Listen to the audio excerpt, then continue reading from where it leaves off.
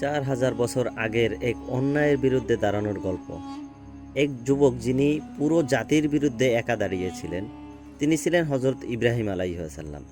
ইব্রাহিম আলাইহিসসালাম ছিলেন একজন সত্যের সৈনিক, একজন বুদ্ধিভিত্তিক যোদ্ধা, যিনি যুক্তি ও সাহস দিয়ে ধ্বংস করেছিলেন মূর্তি পূজার ভ্রান্ত সংস্কার।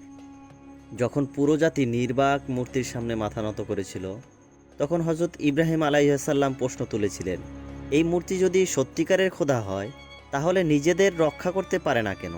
এক ঐতিহাসিক দিন, যখন সবাই মেলা উদযাপনে ব্যস্ত, হজরত ইব্রাহিম আলাইহিসসালাম প্রবেশ করলেন মন্দিরে। তারপর যা ঘটল তা বদলে দিয়েছিল ইতিহাসের ধারা। কি ঘটেছিল সেই মন্দিরে, কিভাবে প্রতিক্রিয়া দেখিয়েছিলেন ইব্রাহিম আলাইহিসসালামের জাতি, এবং শেষ পর্যন্ত কি হয়েছিল ইব্রাহিম আলাইহিসসালামের ভাগ্যে, এই রহস্যময় ইতিহাসের এক অবিশ্বাস্য অধ্যায় জানতে হলে ভিডিওটি এক মুহূর্তও মিস করবেন না। আজ থেকে প্রায় 4000 বছর আগের কথা।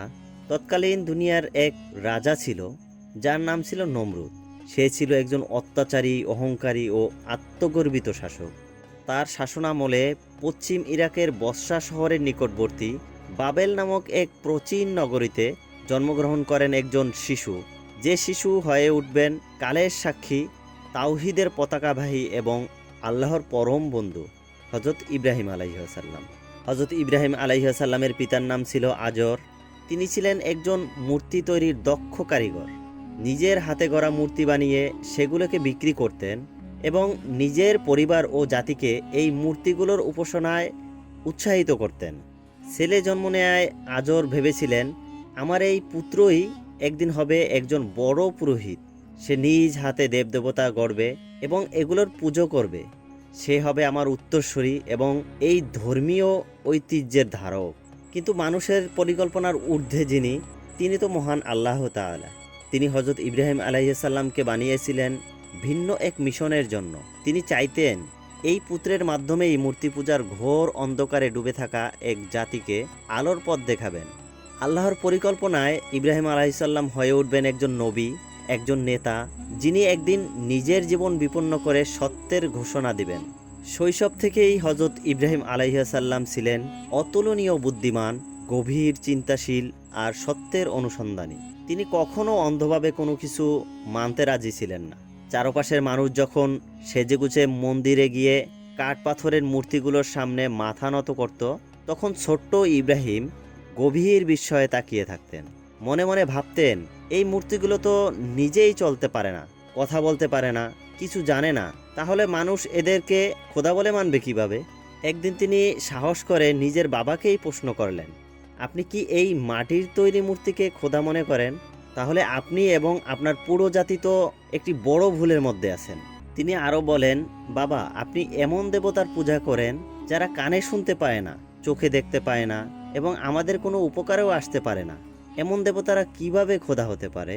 পুত্রের এমন প্রশ্ন শুনে আজর রেগে আগুন হয়ে গেলেন।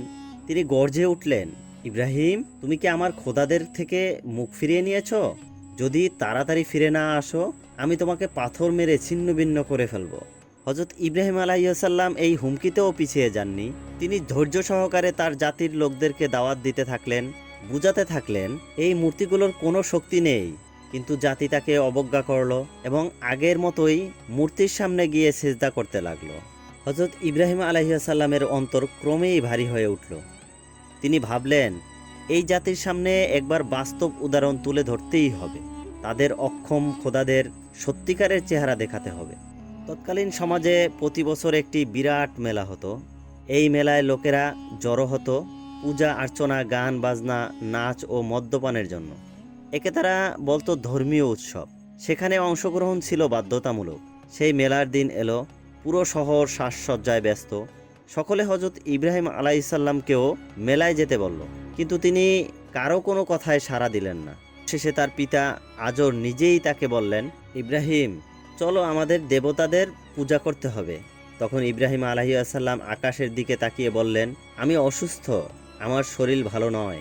একথা শুনে অনেকেই ভাবে তিনি কি মিথ্যা বলেছিলেন? না, কখনোই না। কোনো নবী কখনো মিথ্যা বলেন না। তিনি ছিলেন মানসিকভাবে অসুস্থ।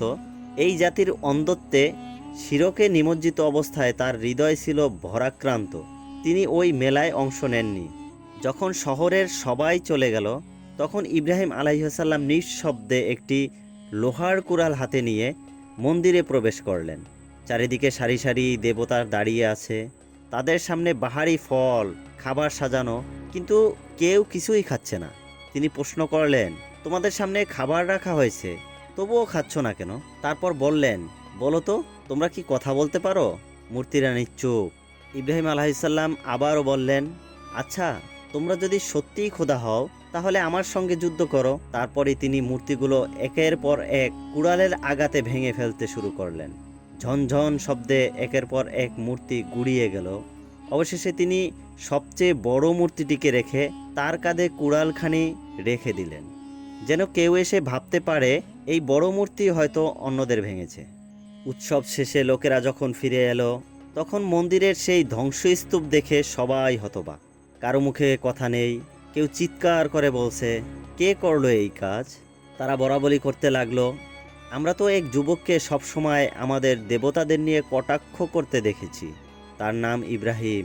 অবশেষে হযরত ইব্রাহিম আলাইহিসসালামকে ডেকে পাঠানো হলো। তিনি এলেন মাথা উঁচু করে। তারা প্রশ্ন করলো, ইব্রাহিম, এই কাজ কি তুমি করেছো? তিনি বললেন, এই বড় মূর্তিটিকেই জিজ্ঞাসা করুন, তার কাঁধেই তো কুড়ালটি রাখা আছে। লোকেরা স্তব্ধ হয়ে গেল। তারা বলল, তুমি তো জানো তারা কথা বলতে পারে না। তখন ইব্রাহিম আলাইহিসসালাম বললেন, তাহলে তোমরা এমন মূর্তিকে খোদা মনে করো যে নিজেকে রক্ষা করতে পারে না, কথা বলতে পারে না, আর তোমাদের উপকার তো দূরেরই কথা। তিনি উচ্চ কণ্ঠে বললেন, হায় আফসোস, তোমরা এক আল্লাহর ইবাদত ছেড়ে সেই সব মূর্তির উপাসনা করো যাদের কোনো শক্তি নেই। এখনো সময় আছে, ফিরে এসো এক আল্লাহর দিকে। এই সাহসিকতা ছিল কেবল কিছু মূর্তি ভাঙা নয়, বরং একটি তাওহীদি বিপ্লবের সূচনা। এটি ছিল এক নবীন প্রত্যয়, এক আল্লাহ ছাড়া আর কোনো ইলাহ নেই। কিন্তু সত্যের এই ঘোষণা সহজে কেউ গ্রহণ করেনি, বরং তারা আরও বেশি ক্ষিপ্ত হয়ে উঠল। তারা একত্রিত হয়ে বলল, ইব্রাহিমকে শাস্তি দিতে হবে, আমাদের খোদাদের অপমান করা হয়েছে। এবং ঠিক তখন থেকেই শুরু হয় এক জঘন্য ষড়যন্ত্র, এক মহান নবীকে আগুনে পোড়ানোর ষড়যন্ত্র। কিন্তু এরপর কি হলো? ইব্রাহিম আলাইহিসসালামের জন্য তারা কি শাস্তি নির্ধারণ করলো? তিনি কিভাবে সেই কঠিন পরীক্ষার মুখোমুখি হলেন এবং আল্লাহ তাআলা কিভাবে তার এই নেককার বান্দাকে রক্ষা করলেন? এই অবিশ্বাস্য কাহিনীর পরবর্তী অংশ জানতে হলে অবশ্যই আমাদের পরবর্তী পর্বটি মিস করবেন না। তাই চ্যানেলটি সাবস্ক্রাইব করুন, বেল আইকনটি বাজাতে ভুলবেন না, যাতে পরবর্তী পর্বটি আপলোড দেওয়ার সাথে সাথেই আপনার কাছে নোটিফিকেশন চলে যায় আর আপনি সেটা উপভোগ করতে পারেন।